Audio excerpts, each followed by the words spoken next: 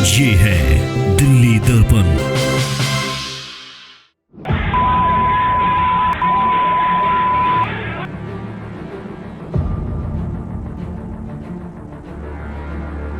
पच्चीस से 30 लोग और अज्ञात लोग जो उनके साथ थे तो आए हैं। जुबान खींच देंगे, जान से मार देंगे, पता नहीं क्या क्या।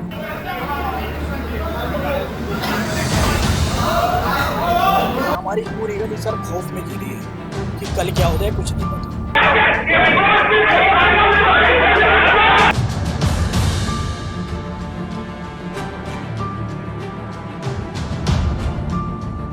एसएचओ साहब कहते हैं कि मैं तुम्हें सिक्योरिटी की जिम्मेदारी क्यों दूं? जब कोई बड़ा कांड हो जाएगा तब बोलिएगा।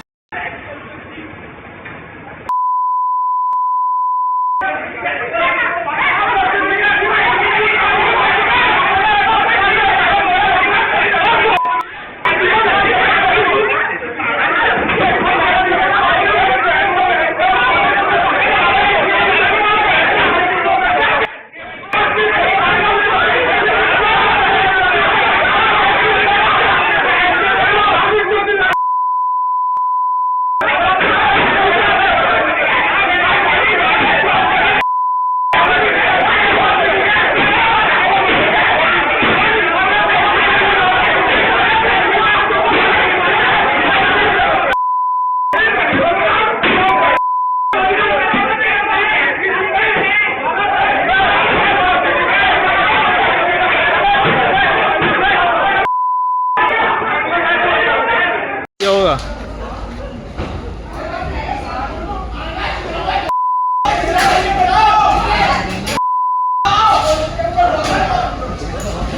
नमस्कार, जय हिंद। आप देख रहे हैं दिल्ली दर्पण टीवी।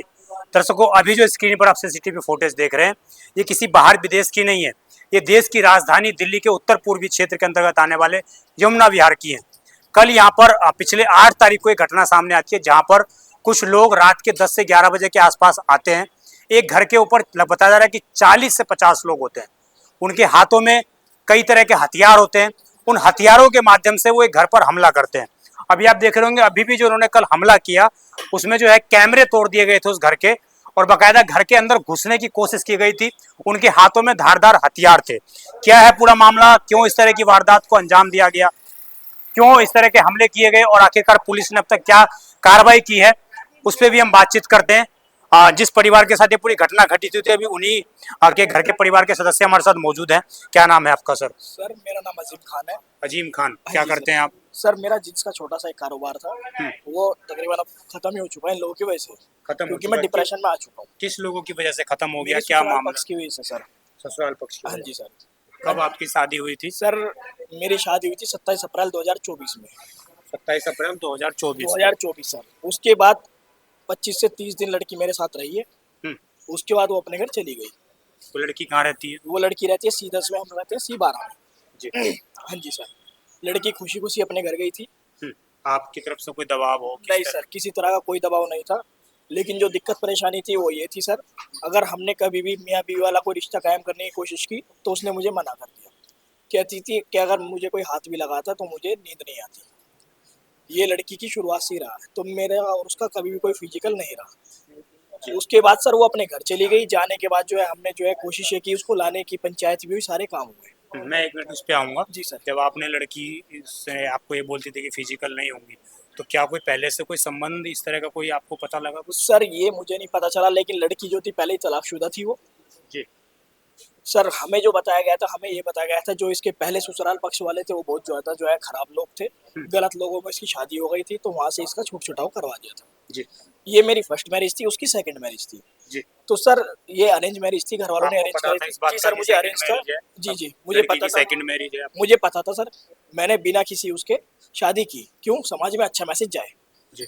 लेकिन सर हुआ क्या, शादी होने के बाद दूसरे तीसरे दिन से ये सारी बातें खुलनी शुरू हो गई। उस लड़की का रवैया मेरे मेरे घर वालों के लिए बिल्कुल भी शुरू से ही सही नहीं रहा था। जी। वो अपने घर चली गई। जाने के बाद सर हमने उसको बुलाने की कोशिशें की, लेकिन सर वो नहीं आई। उसके बाद पंचायती भी हुई, सारे काम हुए, लेकिन वो नहीं आई। जी। अब कुछ टाइम पहले मेरे पापा के फोन पे सर एक कॉल आती है, जो उसके पापा और उसके चाचा वो दोनों पीछे से बात कर रहे थे। वो हमारे पापा को कहते हैं जी तुम्हारी जुबान खींच देंगे, जान से मार देंगे, पता नहीं क्या क्या। तो मतलब सर किसके द्वारा, लड़की के द्वारा कहा जाता है या लड़की के परिवार के द्वारा? लड़की के परिवार में उसके चाचा और उसके पापा दोनों बात करते हैं पापा से। वो कहते हैं कि जी जुबान खींच देंगे, घुसने नहीं देंगे, पता नहीं क्या क्या सर। इस तरह की वारदात हुई। होने के बाद सर अब जब मुझे दिखा मेरे इसका केस का कोई मामला बन नहीं रहा है, तो सर मैंने कोर्ट का रुख किया। जी। मैं कोर्ट गया सर। कोर्ट जाने के बाद मैंने लड़की लाने का केस डाला था सर। हम्म। मुझे लड़की रखनी तब थी। भी आप एक्सेप्ट कर रहे हैं कि जी चलो। सर। जी सर। तो सर इनके पास कोर्ट का नोटिफिकेशन गया 4 तारीख को, 4 जुलाई को। जी। सर तभी से ये लोग हमारे ऊपर दबाव बना रहे थे कि कोर्ट केस वापस लो, कोर्ट केस क्यों किया है। मैंने कहा सर कोर्ट केस किया, लड़की लाने का केस में कोई गलत तो है नहीं। हम्म। कोर्ट केस किया है तो भाई मैं केस वापस ले लूंगा, आप पहले ये समझौता करा दो मेरा। मैं हाथ के हाथ अगले दिन मेरी बीवी बुला दो, अगले दिन हाथ के हाथ कोर्ट केस वापस ले लूंगा। जी। उसी की एवज में 8 तारीख की रात को ये मीटिंग बुलाई गई थी सर, जिसमें मेरे परिवार के लोग और उसके कुछ परिवार के लोग भी शामिल थे ये इसमें। पिछली 8 तारीख को। जी इसी 8 तारीख को, 2 दिन पहले सर रात को ये सारी बातें हुई है सर। सहमति बनी है कि आने वाले इतवार को दोनों पक्ष बैठेंगे। बैठने के बाद जो है ये बातचीत करके मामले को सुलझा लिया जाएगा। तभी उस पक्ष के जो लोग थे वो चुपचाप से हमारे घर से चले गए। कितने लोग आए थे वो? वो 3 से 4 लोग थे 3 सर। से 4 लोग। हाँ जी, वो चले गए। जाने के 5 से 7 मिनट बाद हमारी गली में अचानक से शोर शराबे की आवाज आती है सर। मतलब किस सर, तरह की आवाजें आ रही थी? एक ही दम से इस तरह की आवाज आ रही थी जैसे लोगों का हुजूम हमारे घर की तरफ दौड़ा हो, तोड़ फोड़, पता नहीं क्या क्या सर। हमने बाहर झांका, देखा, अपने कैमरों में चेक किया, देखा तो सर बहुत सारे लोग उस तरफ से आए। आने के बाद हमारे गेट बंद थे, हमारे गेट पे दरवाजों पे तोड़फोड़ की गई। हमारे यहाँ व्हीकल्स खड़े हुए थे, सारी तोड़फोड़ डाले सर, सारे के सारे गेट तोड़वाने की कोशिश की गई है। उनके हाथ में धारदार हथियार थे, पाइप थे, सरिये थे और भी बहुत कुछ चीज़ें थी सर, जो जब तक कैमरा था तब तक दिखा। उसके बाद कैमरा उन्होंने हमारा तोड़ दिया। तोड़ने के बाद भी 25 से 30 लोग और अज्ञात लोग जो उनके साथ थे तो आए हैं। उन्होंने फिर यहाँ पे हरकतबाजी की है। तकरीबन 15 से 20 मिनट ये हंगामा चलता रहा सर। मतलब पूरी गली को भी दहशत में लोगों ने जी सर, डाला। तब से हमारी पूरी गली सर खौफ में जी रही है कि कल क्या हो जाए, कुछ नहीं पता। जी। तो सर पुलिस ने कल आपने उस टाइम पर पुलिस को कॉल किया था, पुलिस आई थी? पुलिस आई थी सर, खुद एसएचओ साहब नरेंद्र शर्मा सर आए थे सर। उन्होंने हमसे कहा जी आप पुलिस थाने चलो। हम स्टेशन गए। जाने के बाद उन्होंने लिखित में मुझसे एफआईआर ली, तहरीर ली सर। और जो है मैंने उनको तहरीर दी। उन्होंने कहा सर आपकी जो सुबह आपकी जो है एफआईआर हो जाएगी और आपको कॉपी मिल जाएगी। लेकिन तो सर ये आप जो कह रहे हैं कि 5 मिनट के बाद ही मीटिंग खत्म हुई, 5 मिनट के बाद ही लोग आ गए, तो सोचे समझ कर ये मतलब बुलाया, जी सर, पहले से जी प्लान सर, था सब कुछ? ये सारा प्री प्लान था सर। ये पहले ही सब चीजें सेट करी गई थी। और ये पापा और ये सर सीधा सीधा हत्या का प्रयास था सर। अगर उस दिन, हाँ सर आपने रिकॉर्डिंग में देखा भी होगा सर, स्कूटी पे एक जो युवक जो आता है वो मेरा छोटा भाई था, अमन। अमन मेरा छोटा भाई था सर, उसका नाम अमन है। अगर वो इनके हाथ आ जाता तो क्या होता? अमन भाई बताना क्या आप होता? यहीं पर थे उस टाइम पर मौजूद? नहीं नहीं, जिस टाइम पे वो लोग आए हैं इत्तेफाक से, मैं उससे पहले उनकी गली में आता हूँ। मेरे पीछे पीछे गली में आते हैं, तकरीबन 40 से 50 लोग होंगे जी। हाँ, जिनमें औरतें भी थी। इन सबके पास हथियार भी थे? हथियार भी थे सर। इतना फासला होगा, उसने पीछे से बाकायदा मेरे मारने की भी कोशिश की। 10 मीटर से मैं बचाऊंगा, मैंने यहाँ अपने घर के बाहर आके स्कूटी लगाई और मैं उधर भागा। मैंने ऐसे देखा होगा, वह पीछे मुड़ के तकरीबन 10 से 15 भाई के इन लॉज होंगे, बाकी सब वो गोंस थे। मतलब बाहर के बुलाए हुए गुंडे बाहर थे? के गुंडे बुलाए हुए थे, हाथों में हथियार थे सबके, रोड एंड तलवार जी। और उनमें से एक दो गन्स भी ले रहे थे, हवा में लहरा रहे थे, आज सबको मार देंगे। किसी ने फायरिंग भी की? फायरिंग वगैरह का सर मुझे नहीं पता। मैंने ये गेट बंद था तब, मैं इधर से निकलता हूँ, गार्ड साहब होते हैं वहाँ, वो गेट खोलते हैं, मुझे लेते हैं, वापस गेट लगाते हैं और मुझे भगाते हैं, जा तू यहाँ से।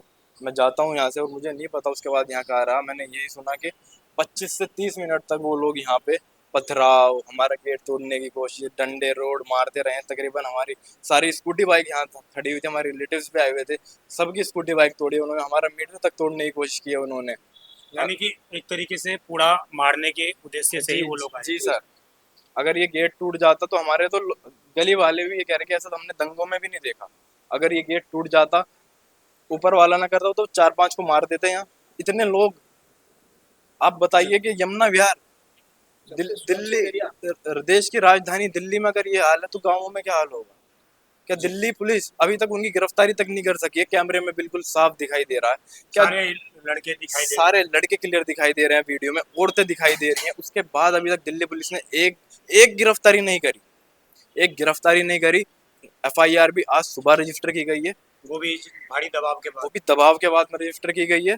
तकरीबन 24 घंटे से ज़्यादा हो चुका है इस हरकत को जी उसके बाद ये FIR रजिस्टर्ड की गई है। जी। तो दर्शकों आपने पूरा मामला समझ लिया ये, और महज 2 परिवारों का मामला है, कोई ज्यादा उलझने वाली चीजें और नहीं सर- थी। लेकिन हाँ कल भी हमें चेज किया जाता बाकायदा, हम पे दोबारा हमला करने की कोशिश करते हैं, वही लड़के करते हैं।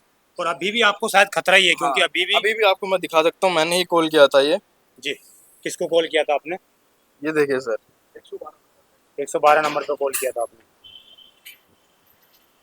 तो पहले कभी आपको ये धमकी देखिए सर 112 नंबर पर तकरीबन 6:30 बजे मैंने कॉल किया है। आज किया है कल आपने? का कल कल किया का है। सर 6:30 बजे मतलब उस घटना को हो जाने के एक दिन बाद फिर से आपने पुलिस को उस कॉल पे हम पे दोबारा हमला होता है, हमें बाकायदा दोनों भाइयों को चेज किया जाता है, पीछे से मारा जाता है। आप ये देखिए निशान देखिए आप पीछे वाले। देखिए ये कल इनके ऊपर जो है पीठों पर इस तरीके से हमला किया गया है। सेम जो हमारे यहाँ स्कूटी बाइक तोड़ रहे थे सारे वही सेम थे ये। जी। और SHO साहब कहते हैं कि मैं तुम्हें सिक्योरिटी की जिम्मेदारी क्यों दूं, जब कोई बड़ा कांड हो जाएगा तब बोलिएगा। ये क्या SHO साहब के वर्ड क्या ये दिल्ली पुलिस का काम है? जी। दिल्ली आप police they- is failed to ensure our security. जी। आप स्थिति देख लीजिए किस तरीके जो है इनके कमर पर कितने निशान हैं, और उसके बाद आप समझिए किस प्रकार दिल्ली पुलिस जो है इस युवक को बोलती है कि कोई बड़ा कांड हो जाएगा तब हम आएंगे। एक गली के अंदर 50 गुंडे आते हैं और वो एक घर पर हमला करते हैं, जैसे मानिए कोई किसी ऐसे व्यक्ति का घर हो ये जिसमें से कुछ वो लूटना चाह रहे हो। और इस तरह की स्थिति शायद दिल्ली के दंगों में आपने तस्वीरें देखी होंगी, और इससे पहले जिस तरह के जहाँ पर कोई वारदात होती है उस तरह के तस्वीरें निकल कर आती हैं। परंतु यहाँ पर महज 2 परिवारों के बीच में छोटा सा मामला, उस मामले को भी लेकर ये इन्होंने हाथ आगे बढ़ाते हुए समाज को एक संदेश देना चाहा। एक जो विधवा औरत है उसके साथ इन्होंने शादी उसके साथ रचाई, उसका परिवार बसाना चाहा, और फिर उसके बाद लड़की वो चली जाती है, और फिर उसके परिवार वाले इस तरह की हरकत करते हैं जिससे कहीं ना कहीं इस पूरे परिवार को सिक्योरिटी को लेकर अब थ्रेट है। और कहीं भी ये लोग जा रहे हैं, जैसा कि ये लोग बता रहे हैं कि अगले दिन भी इनके ऊपर हमला हुआ, तो निश्चित रूप से उत्तर पूर्वी दिल्ली के अंदर आखिरकार पुलिस कहाँ पर है, कानून व्यवस्था कहाँ पर है, दिल्ली के अंदर कानून का राज है या नहीं है, लगातार हम ये सवाल पूछ रहे हैं। और शायद पुलिस को इसका कोई फर्क पड़ता हुआ नजर नहीं आ रहा है, क्योंकि हर दूसरे दिन उत्तर पूर्वी दिल्ली के अंदर से ऐसा ही एक मामला, कोई नया ताजा तरीन मामला हर रोज निकल कर आ रहा है।